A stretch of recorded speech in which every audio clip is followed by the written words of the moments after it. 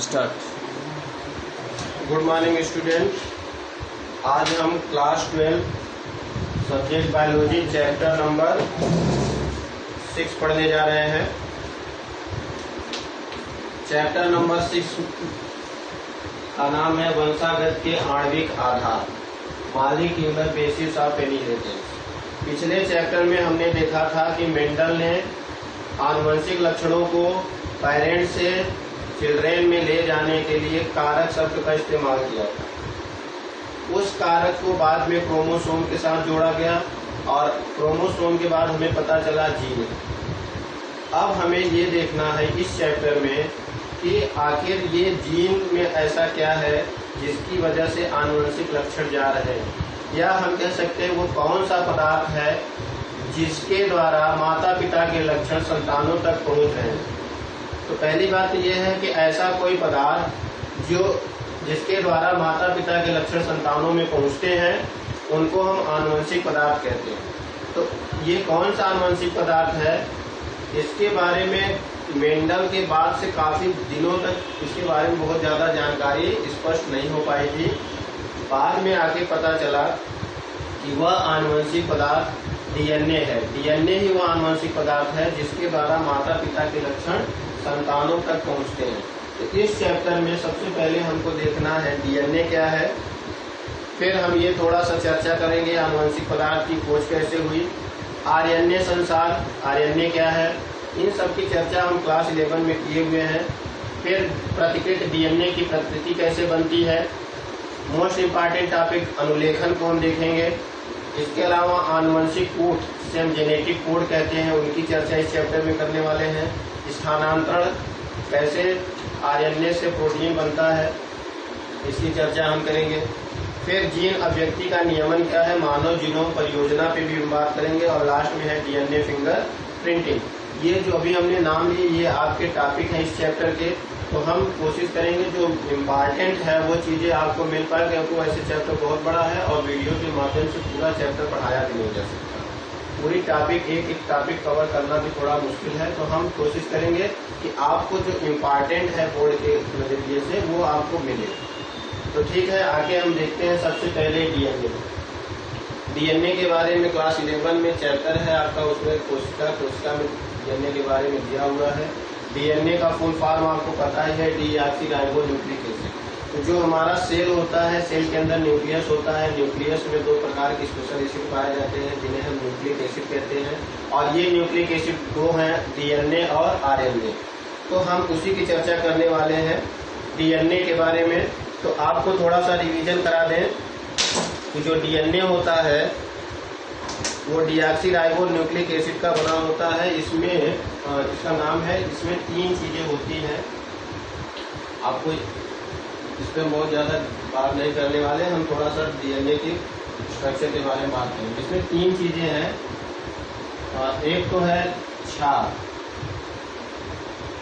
जिसे हम बोलते हैं बेस, और ये कौन सा बेस है, नाइट्रोजिनस बेस है, नाइट्रोजनी क्षार बोलते हैं। नाइट्रोजनी क्षार होता है, जैसे आपको याद भी हो A, T, G और C। तो आपको याद होगा कि एडेनिन, थाइमिन, ग्वानिन और साइटोसिन। दूसरा इसमें होता है शुगर। शुगर क्या है, जिसे हम बोलते हैं शर्करा।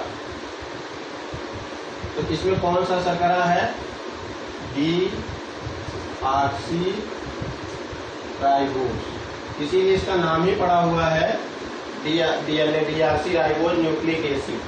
और तीसरा इसमें क्या है, फास्फेट, PO4 फास्फेट ग्रुप जुड़ा हुआ है। ये तीनों मिल करके क्या बनाएंगे, न्यूक्लियोटाइड।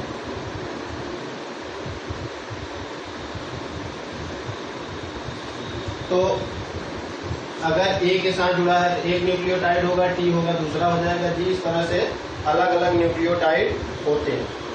अब ये न्यूक्लियोटाइड को हम क्या बोल सकते हैं, एक मोनोमर बोल सकते हैं।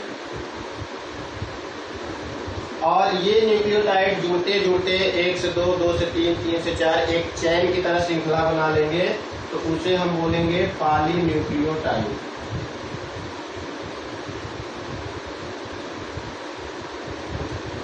पॉलीन्यूक्लियोटाइड ये सब आपको 11 में मिल जाएगा। तो हम एक पॉलीन्यूक्लियोटाइड की श्रृंखला का एग्जाम्पल आपको दिखा दे रहे हैं कि कैसे आपको समझ में आएगा। अब मान लेते हैं यहाँ पे 5वें साइड से दिखाते हैं, इसके आगे हम चर्चा करेंगे। तो यहाँ मान लेते हैं P है और ये P क्या बता रहा है, फास्फेट। P मीन्स क्या हो गया, फास्फेट। और ये P जो है जुड़ा हुआ है कार्बन से, और ये आपके बुक में ये फिगर दिया हुआ है, वहां से आप बना सकते हैं।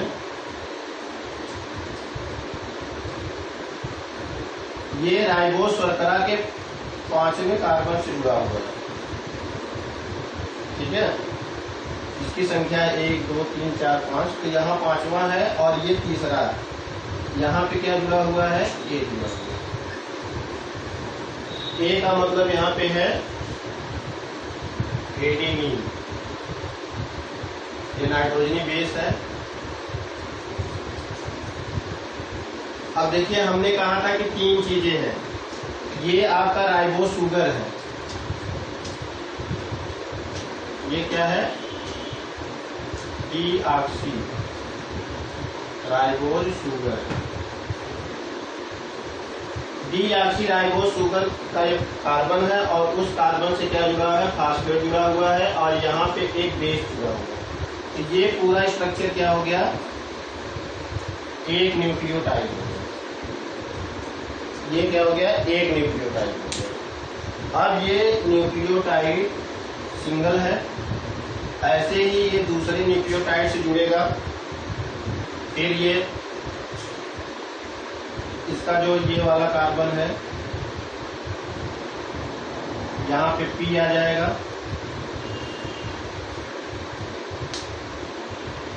चलिए चित्र थोड़ा और सही से बना देते हैं, तब आपको इससे आपको कोई कंफ्यूजन न हो।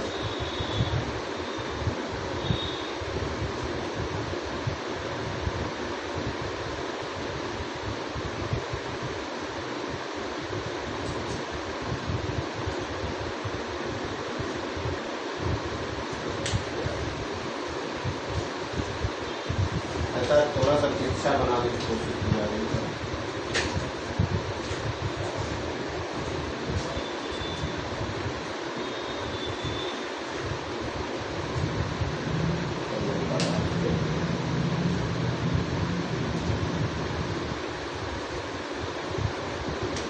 अक्सर मैं आपके एकदम बुक की तरह बनाना चाह रहा हूँ। तो यहाँ पे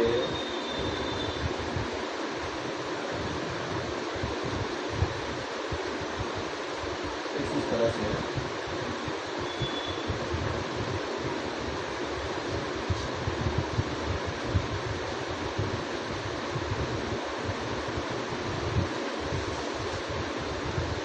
तो ये इस कार्बन से जुड़ा हुआ है और इस कार्बन से ये P जुड़ा हुआ है और इससे जो है आपका A जुड़ा है।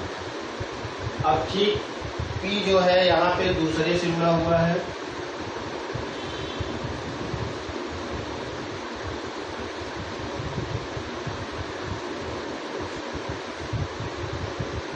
और इससे क्या जुड़ा हुआ है, यहाँ पे दूसरा जुड़ा हुआ है T, और यहाँ से फिर क्या हो जाएगा, P हो जाएगा।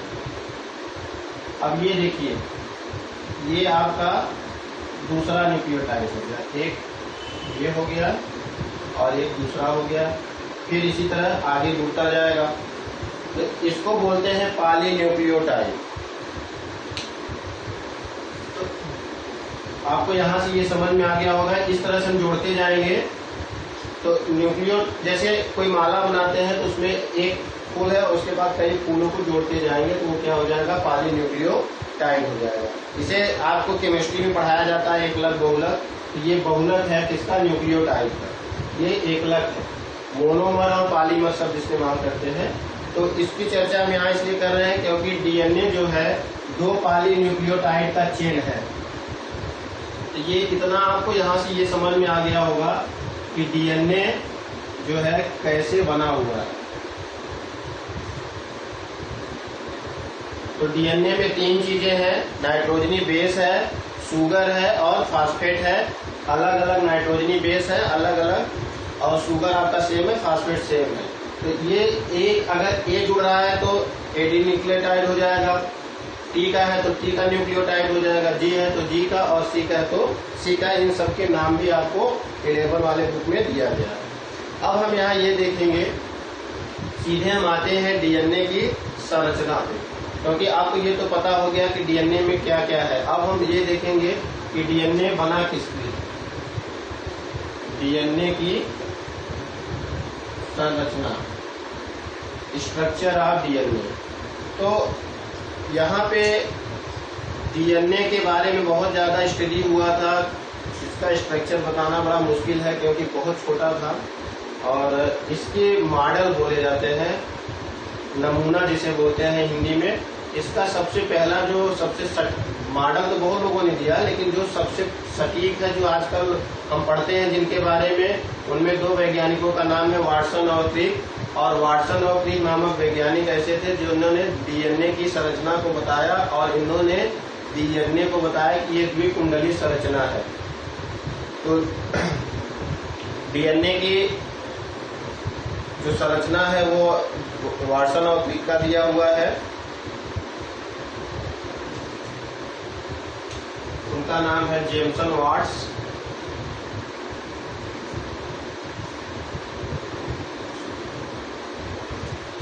ज्यादातर यही नाम दिया जाता है।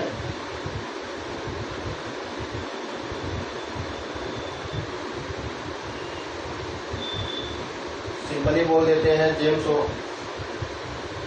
और वाट।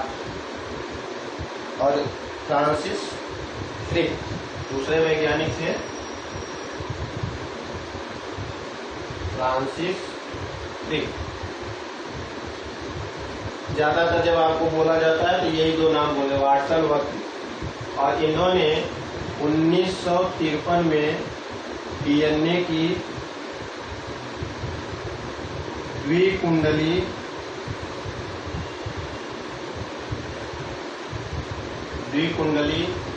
संरचना प्रस्तुत की। इन्होंने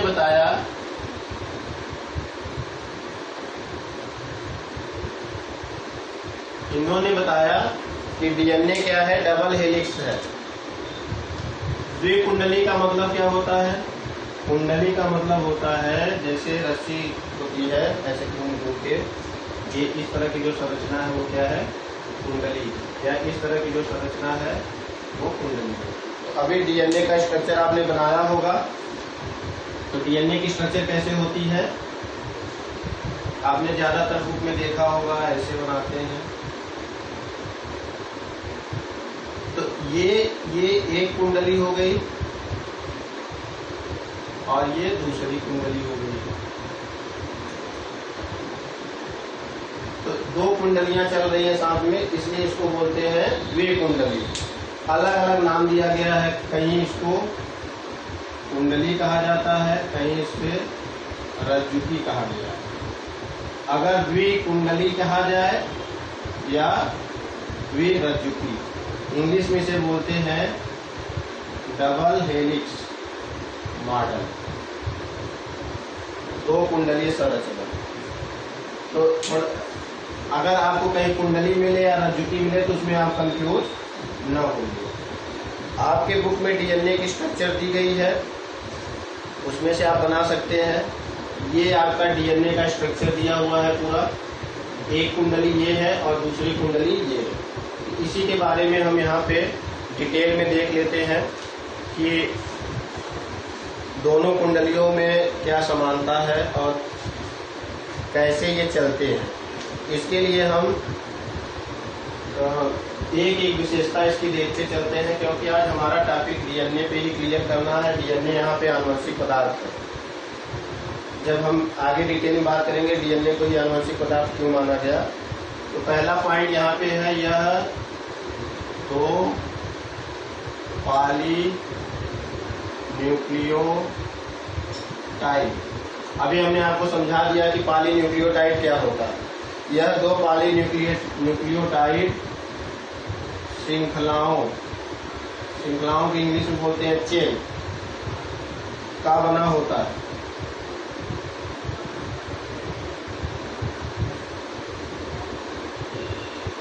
जो दो कुंडली है वो प्रत्येक कुंडली किसका बना हुआ है, पॉली न्यूक्लियोटाइड का बना हुआ है, जिसका आधार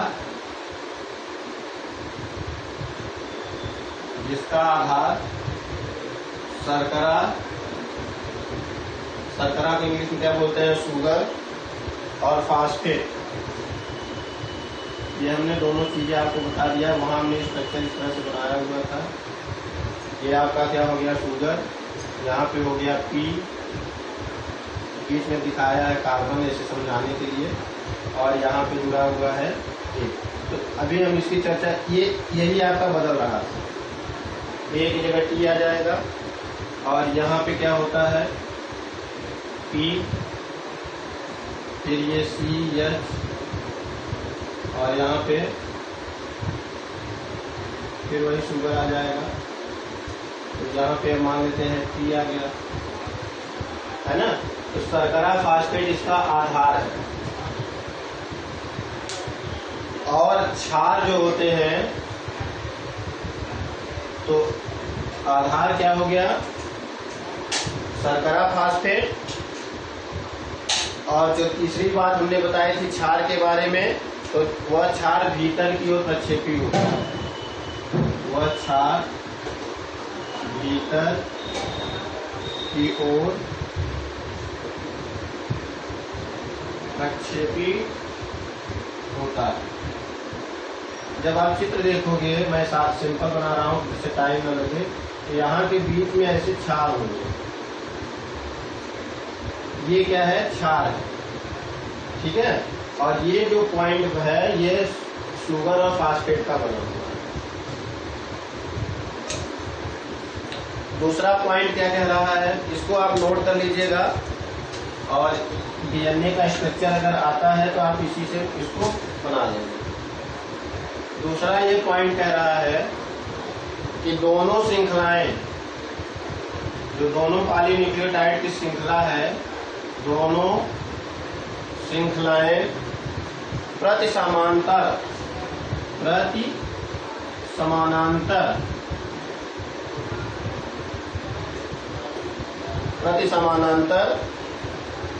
ध्रुवता रखती है।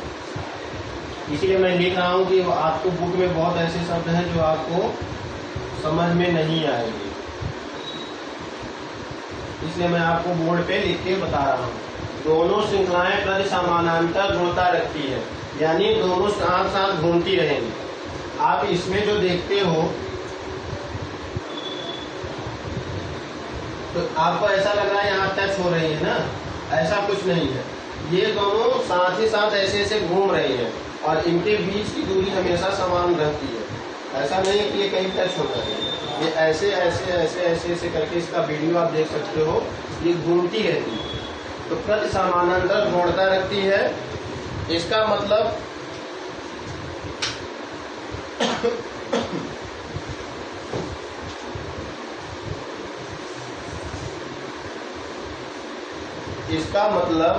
ध्रुवता जो है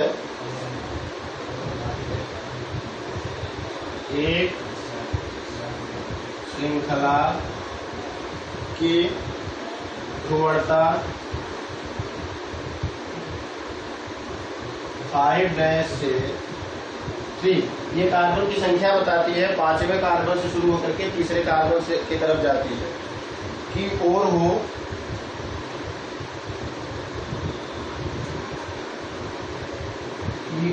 अब जैसे मान लीजिए ये 3 है तो ये 5 होगा, तो ये 5 यहाँ आ जाएगा, और ऐसे। तो कहने का मतलब है कि 3 अगर ऐसे ऐसे चलेगा, ऐसे ऐसे चलेगा, तो ये 5 हो जाएगा, और 5 वाला ऐसे ऐसे चलेगा तो यहाँ पे आकर के। तो पहले की अगर 3 से 5 है तो दूसरे की 5 से 3 की ओर होगी। तो दूसरे की ध्रुवता हो तो दूसरे की ध्रुवता 5 30 है तो 3 से 5 डैश की ओर होगी। बहुत स्पष्ट इन्होंने मॉडल बनाया है। तो ये आपको 2 पॉइंट यहां समझ में आ गए होंगे। ये पॉइंट नहीं है, एक तरह से डीएनए के बारे में जानकारी है आपको कि ऐसे ऐसे होता है डीएनए। तीसरा पॉइंट है दोनों रज्जुकों के क्षार। दोनों, देखो यहाँ पे कुंडली की जगह रज्जुकों का इस्तेमाल हो गया। दोनों रज्जुकों के क्षार आपस में हाइड्रोजन बंध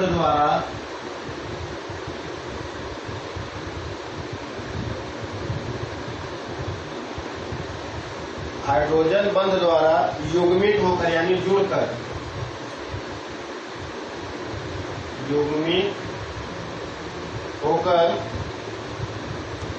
क्षार युग्मक बनाते हैं।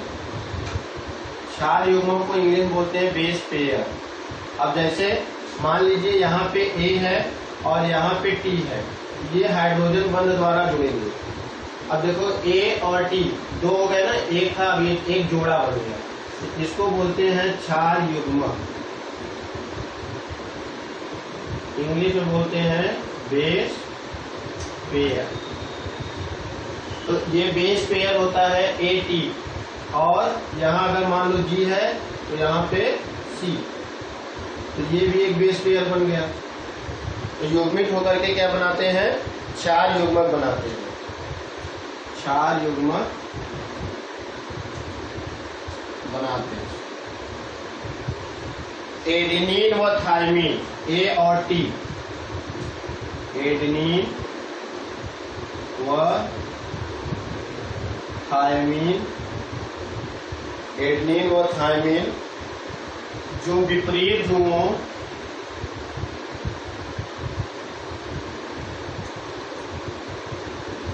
विपरीत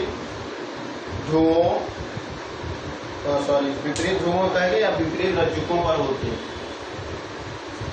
विपरीत रज्जुकों पर होते हैं। यहाँ मैं आपको बता दिया, इस वाले रज्जुक पे अगर टी है तो इस पे क्या होगा? ए, है ना। आपस में हाइड्रोजन बंध द्वारा जुड़े होते हैं। आपस में 2 हाइड्रोजन बंध द्वारा जुड़े होते हैं। ठीक इसी तरह से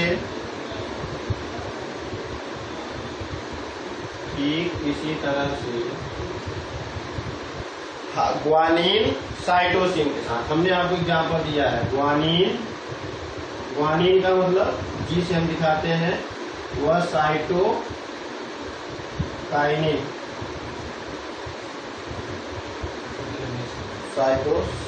लिखा है, साइटोमिन होना चाहिए, जिसे हम सी से दिखाते हैं। साइटोमिन से 3 हाइड्रोजन बंध द्वारा, ये हमने आपको पहले ही दिखा दिया। यहाँ पे 3 बांध है, यहाँ पे 2 बांध। साइटोसिन 3 हाइड्रोजन बंध द्वारा जुड़े होते हैं।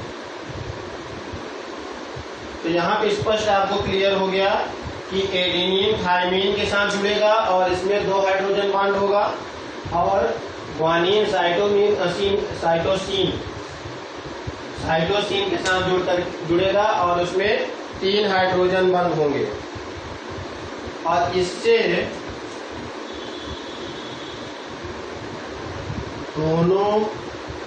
ये दोनों रज्जुकों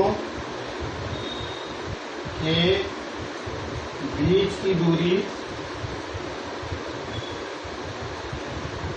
दूरी क्या हो जाएगी, हमेशा लगभग समान बनी रहती है, लगभग समान बनी रहती है। तो ये आपको तीसरा पॉइंट फिर से दे देते हैं। दोनों रज्जुकों के क्षार आपस में हाइड्रोजन बंध द्वारा युग्मित होकर क्षार युग्मक बनाते हैं। क्षार युग्मक आपको समझ में आ गया, एटी क्षार युग्मक, जीसी क्षार युग्मक। एडिनिन व थायमिन जो विपरीत रज्जुकों पर होते हैं आपस में दो हाइड्रोजन बंध द्वारा जुड़े होते हैं। ठीक इसी तरह से ग्वानिन और साइटोसिन दो विपरीत रज्जुकों पे होकर के 3 हाइड्रोजन बंध द्वारा जुड़ेंगे। इससे क्या होगा, दोनों रज्जुकों के बीच की जो दूरी है वो लगभग समान बनी रहेगी। आप सोचिए, दो रज्जुकों के बीच जो लगभग दूरी है समान है, तो कभी ये मिलते नहीं है, ये ऐसे घूमते रहते हैं। तो 3 पॉइंट हो गया। चौथा पॉइंट क्या दिया है डीएनए के बारे में, दोनों श्रृंखलाएं दक्षिणावर्त कुंडलित होती है। दोनों श्रृंखलाएं दक्षिणावर्त, क्लॉकवाइज आपको पढ़ाया जाता है, एंटी क्लॉकवाइज क्लॉकवाइज। देखो ये ऐसे अगर घूम रहा है तो इसे क्लॉकवाइज है, और अगर ऐसे घूम रहा है तो इसे एंटी क्लॉकवाइज है। इसे क्या बोलेंगे, दक्षिणावर्त, और इसे क्या बोलते हैं, वामावर्त। इंग्लिश में एंटी क्लॉकवाइज, इसे क्या बोलेंगे, क्लॉकवाइज, यानी घड़ी की तरह। तो ये जो दोनों श्रृंखला है इनका दोनों जो है दक्षिणावर्त कुंडलित होती है, दक्षिणावर्ती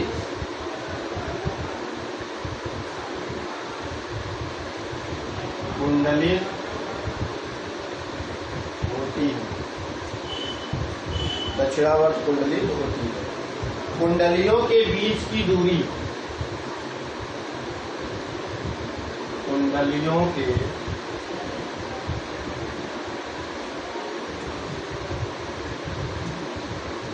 पिच बोलते हैं। पिच क्या चीज है, ये देखिए यहां से लेकर के यहां तक, इसको क्या बोलेंगे, पिच बोलेंगे।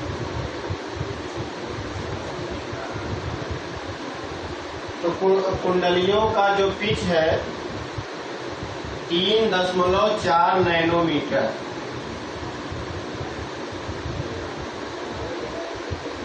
3.4 नैनोमीटर। 1 नैनोमीटर आपको पता है, 1 नैनोमीटर 1 मीटर का 10 करोड़वां भाग होता है, और वह 10 के पावर -9 के बराबर होता है। ठीक है, तो नैनोमीटर को हम 10 के पावर -9 मीटर लिखते हैं।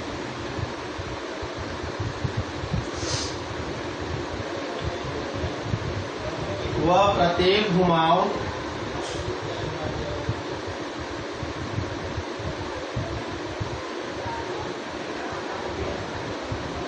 में लगभग 10 क्षार युग्मक होते हैं। प्रत्येक घुमाव में, घुमाव यानी पिच, प्रत्येक पिच में 10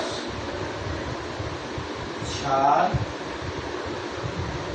युग्मक होते हैं। यानी अगर यहाँ से यहाँ तक हम देखें तो ऐसे 1 2 3 4 5 6 7 8 9 ऐसे 10 क्षार युग्मक। क्षार युग्मक क्या मतलब, A T G C E, कुछ भी हो सकता है A, तो ऐसे होंगे। तो एक घुमाव में कितने होंगे, 10 क्षार युग्मक होते हैं। परिणाम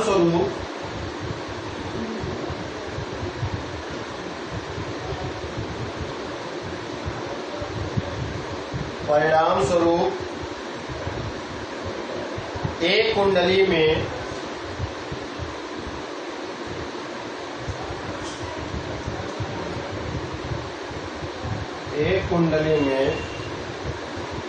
एक क्षार युग्मक के बीच,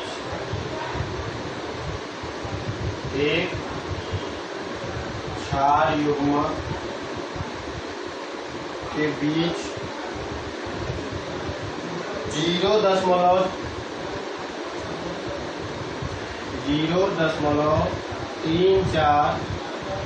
नैनोमीटर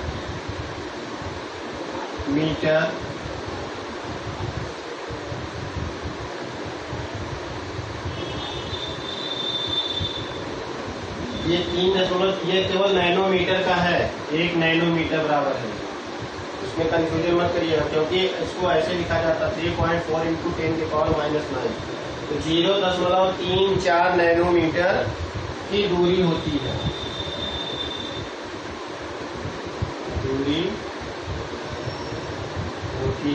अब इन दोनों के बीच की बात हो रही है, इनके बीच की दूरी कितनी होगी 3.4।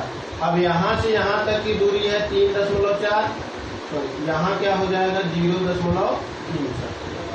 10 में आप 10 का भाग दोगे 3.4 में, तो ये आ जाएगा, यानी 10 है ना, यहाँ से लेकर के यहाँ तक की दूरी है 3.4, तो इनके बीच की दूरी क्या हो जाएगी करीब करीब 0.34 नैनोमीटर हो जाएगी।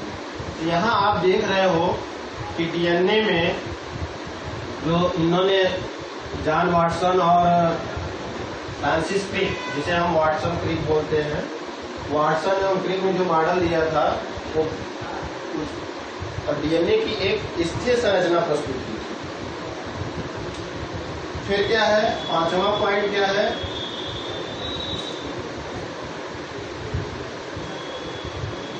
द्विकुंडली में एक क्षार युग्म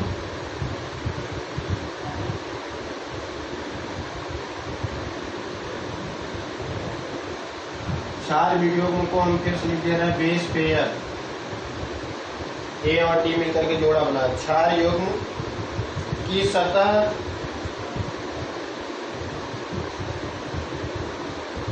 द्विकुंडली में एक क्षार युग्म की सतह के ऊपर दूसरे क्षार युग्म स्थित होते हैं।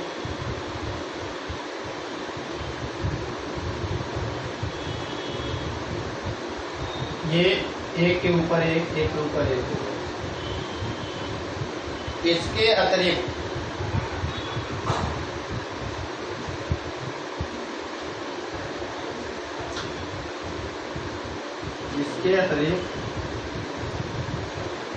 हाइड्रोजन बंध कुंडलिनी को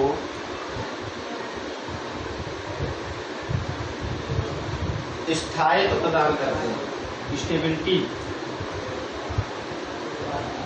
स्थायित्व प्रदान करते हैं, स्टेबिलिटी प्रदान करते हैं। तो ये 5 पॉइंट आपको बहुत इंपॉर्टेंट है डीएनए की स्ट्रक्चर समझने के लिए। और आपके बुक में 3 चित्र दिए हुए हैं, एक डीएनए का इस तरह का स्ट्रक्चर दिया हुआ है, एक न्यूक्लियोटाइड कैसे पॉलीन्यूक्लियोटाइड बनता है उसका दिया हुआ है, और 2 पॉलीन्यूक्लियोटाइड चेन कैसे चलती है। मैं आपको बुक के माध्यम से दिखाने की कोशिश कर रहा हूँ। ये देखिए, ये आपका स्ट्रक्चर है, ये एक पॉलीन्यूक्लियोटाइड है, ये एक पॉलीन्यूक्लियोटाइड है, और ये दूसरी पॉलीन्यूक्लियोटाइड। यहाँ पे देखिए ए है तो यहाँ पे टी, और ये जो डाट डाट करके दिखाया जा रहा है ये हाइड्रोजन बॉन्ड। ये जो स्ट्रक्चर है वो ऐसे बनाया गया है, और ये बीच में एटी जो छड़ी की तरह दिखाया गया, देखो एडेनिन थाइमिन के साथ जुड़ा है, एक बेस पेयर, गुआनिन साइटोसिन के साथ जुड़ा है, दूसरा बेस पेयर। तो इस तरह से तीनों स्ट्रक्चर आपको यहाँ से समझ में आ जाएगी। ठीक है, तो ये तो हो गई डीएनए। अब डीएनए का स्ट्रक्चर आपको समझ में आ जाएगा कि डीएनए की लंबाई जो होती है अलग अलग जीव जंतुओं में अलग अलग तरीके होती है। तो इसका अनुमान हम किससे लगा सकते हैं, इन क्षारों की संख्या से। इन क्षार युग्म की संख्या जितना ज्यादा होगा डीएनए उतना बड़ा होगा। तो इस हिसाब से अगर हमें क्षार युग्म की संख्या पता हो तो हम डीएनए की लंबाई बता सकते हैं, या हमें इस जो घुमाव है इसकी संख्या पता हो जाए तो भी हम बता सकते हैं कि डीएनए कितना बड़ा होगा। तो ये बात हो गई डीएनए के बारे में डिटेल में। तो डीएनए के बारे में हम इसलिए पढ़ रहे हैं कि डीएनए को आनुवंशिक पदार्थ माना गया है। डीएनए ही वह पदार्थ है जिसके द्वारा माता पिता के लक्षण संतान में पहुंचते हैं। तो आगे के क्लासों में हम इसके आगे और डिटेल में पढ़ेंगे डीएनए का काम क्या है, कैसे इसको आनुवंशिक पदार्थ माना गया है, और आरएनए कहाँ कहाँ पे आनुवंशिक पदार्थ की तरह काम करता है। फिर डीएनए से आरएनए का निर्माण होता है। डीएनए ही बताता है कि किस तरह का आरएनए बनेगा, और आरएनए बताता है कि किस तरह का प्रोटीन बनेगा, और प्रोटीन जाके बताता है कि माता पिता के कौन से लक्षण संतान में पहुंचेंगे। यानी डीएनए में कोई अगर गड़बड़ी होती है तो उसका असर माता पिता के द्वारा पहुंचने वाले लक्षण जो संतान में पहुंचते हैं उस पर अंतर आ जाएगा। तो आज के लिए बस इतना ही। तो आज का जो चैप्टर है वो है वंशागत के आणविक आधार। तो वंशागत का आणविक आधार जैसे डीएनए और आरएनए एक मॉलिक्यूल है, अणु है, तो उसी के बारे में हम पढ़ेंगे कि डीएनए कौन सा ऐसा अणु है जो वंशागत का कारण है, जिसके कारण वंशागत हो रही है। तो कल के वीडियो में हम लोग देखेंगे डीएनए की पैकेजिंग कैसे होती है, डीएनए की आनुवंशिक पदार्थ क्यों माना गया है, और डीएनए से आरएनए का निर्माण कैसे होता है जिसे हम अनुलेखन कहते हैं। बहुत ही इम्पोर्टेंट टॉपिक है अनुलेखन, आपके बोर्ड में हर साल पूछा जाता है। तो आज के लिए बस इतना ही, और कल हम लोग थोड़ा सा डीएनए की डिटेल और देखेंगे कि आनुवंशिक पदार्थ क्यों कहा गया है, डीएनए और आरएनए में क्या अंतर है। डीएनए अब जैसे वायरस के केस में हम देखते हैं तो वायरस में क्या है, या तो डीएनए मिलता है या आरएनए मिलता है। तो अगर वायरस में हम आनुवंशिक पदार्थ की चर्चा करें, क्योंकि कोरोना का चल रहा है इसलिए हमें याद आ गया, तो कोरोना जैसे आपका जो ये कोरोना का वायरस है उसका आनुवंशिक पदार्थ क्या है, आरएनए है।